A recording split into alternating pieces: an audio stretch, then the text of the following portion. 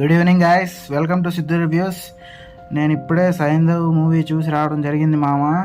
First మీరు మా ఛానల్కి కొత్తగా వచ్చినట్టయితే లైక్ చేసి, షేర్ చేసి, సబ్స్క్రైబ్ చేసి పక్కనున్న గంట సింబల్ కొట్టేస్తే మేము నోటిఫికేషన్ పెట్టంగానే మీకు బుడింగ్ అని వచ్చేస్తుంది. ఇక ఇన్డెప్త్ రివ్యూలోకి వెళ్ళే ముందు మామ, సినిమా సైంధవ్ మూవీ ఎలా ఉంది మామ చెప్పు ఒక్క ముక్కలో అంటే it's a above average movie మామ. ఎందుకంటే నేను అనడం కాదు, మరి శైలేష్ కొన్ను గారు ఎందుకు ఈ సబ్జెక్ట్ తీసుకొని వెంకటేష్ గారి 75th మూవీకే ఇలా చేశారు అనేది నాకు తెలీదు.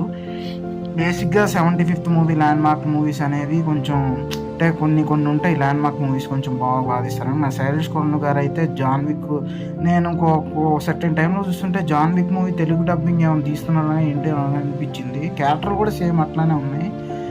ఇక వెంకటేష్ గారి యాక్టింగ్ కానీ, శ్రద్ధ గారి యాక్టింగ్ కానీ, రోహిణి శర్మ గారి యాక్టింగ్ కానీ, ఆర్య గారి యాక్టింగ్ కానీ, ఆండ్రీ యాక్టింగ్ కానీ అందరిది బాగానే ఉంది. ముఖ్యంగా వెంకటేష్ గారి యాక్టింగ్ అయితే బాగుంది.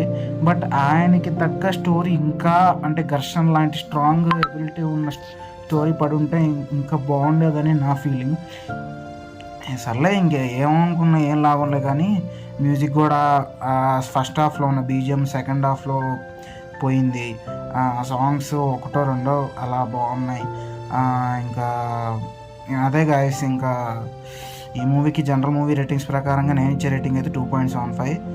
అండ్ మీకు ఈ సినిమా ఎలా నచ్చిందో కొంచెం కామెంట్ చేసి, లైక్ చేసి, షేర్ చేయండి.